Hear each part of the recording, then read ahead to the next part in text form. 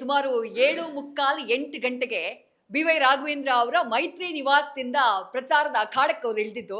ಈಗ ಸರಿಯಾಗಿ ಸಮಯ 11:38 ಆಯ್ತು. ಇದುವರೆಗೂ ಅವ್ರು ಟಿಫನ್ ಮಾಡಿಲ್ಲ.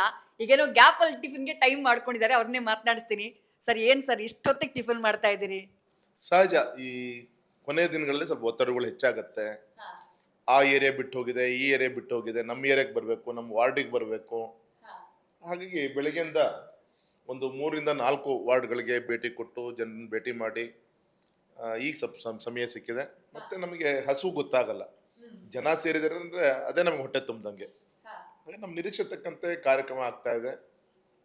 ತುಂಬಾ ಒಳ್ಳೆ ರೀತಿಯಿಂದ ಆಶ್ವಾಸ ಸಿಗ್ತಾ ಇದೆ. ತುಂಬಾ ಒಂದು ಒಳ್ಳೆ ರೀತಿಯಿಂದ ಟೇಕ್ ಆಫ್ ಆಗಿದೆ. ಹೇಗೆ ಅನ್ನಿಸ್ತಾ ಇದೆ ಈ ಸಲದ ಲೋಕಸಭಾ ಚುನಾವಣೆ ಕಳೆದ ಸಲಕ್ಕೆ ಹೋಲಿಸಿದ್ರೆ? ತುಂಬಾ ಒಳ್ಳೆ ರೀತಿಯಿಂದ ವಾತಾವರಣ. ರಾಘಣ್ಣ ಒಬ್ಬ ಅಭ್ಯರ್ಥಿಯಾಗಿ ಆಸ್ ಎ ಬ್ರಿಡ್ಜ್ ಆಗಿ ಕಳೆದ 5 ವರ್ಷದಲ್ಲಿ ಕೇಂದ್ರ ಮತ್ತೆ ರಾಜ್ಯ ಸರ್ಕಾರದಿಂದ ಶಿವಮೊಗ್ಗ ಕ್ಷೇತ್ರಕ್ಕೆ ಏನೇನು ಅಭಿವೃದ್ಧಿ ಕಾರ್ಯಕ್ಕೆ ಕೆಲಸಗಳು ಆಗಬೇಕು, ಅದು ರಿಗಾರ್ಡಿಂಗ್ ಟೂರಿಸಂ ಹಬ್ ಇರ್ಬೋದು, ಎಜುಕೇಷನ್ ಹಬ್ ಇರ್ಬೋದು, ಇಂಡಸ್ಟ್ರಿಯಲ್ ರಿಲೇಟೆಡ್ ಡೆವಲಪ್ಮೆಂಟ್ಸ್ ಕೆಲಸಗಳು ಇರ್ಬೋದು, infrastructure development, railway, highway, roadways ಇರ್ಬೋದು. ಅತ್ಯಂತ ಹೆಮ್ಮೆ ಹೇಳ್ತೀನಿ, ಇವತ್ತು ನಮ್ಮ ಜಿಲ್ಲೆಯ ಎಲ್ಲ ಶಾಸಕರ ನೇತೃತ್ವದಲ್ಲಿ ಬೈಂದೂರು ಕ್ಷೇತ್ರದ ಉಡುಪಿ ಜಿಲ್ಲೆಯ ಬೈಂದೂರು ಕ್ಷೇತ್ರ ಕೂಡ ಸೇರಿ ಹತ್ತಿರ ಒಂದು 20,000 ಕೋಟಿಯಷ್ಟು ಅನುದಾನವನ್ನು ನಮ್ಮ ಕ್ಷೇತ್ರಕ್ಕೆ ಅಭಿವೃದ್ಧಿಗೆ ಕಳೆದ 5 ವರ್ಷದಲ್ಲಿ ತರುವಂತ ಕೆಲಸ ಆಗಿದೆ. ಅಭಿವೃದ್ಧಿ ಕೆಲಸಗಳು ಕೈ ಹಿಡಿಯುತ್ತೆ ಅನ್ನುವಂಥ ನಂಬಿಕೆಯಲ್ಲಿದ್ದೀರಿ. ನ್ಯೂಸ್ ಫಸ್ಟ್, ನಿರ್ಭೀತಿಯಿಂದ ನಿಮ್ಮ ಪರವಾಗಿ.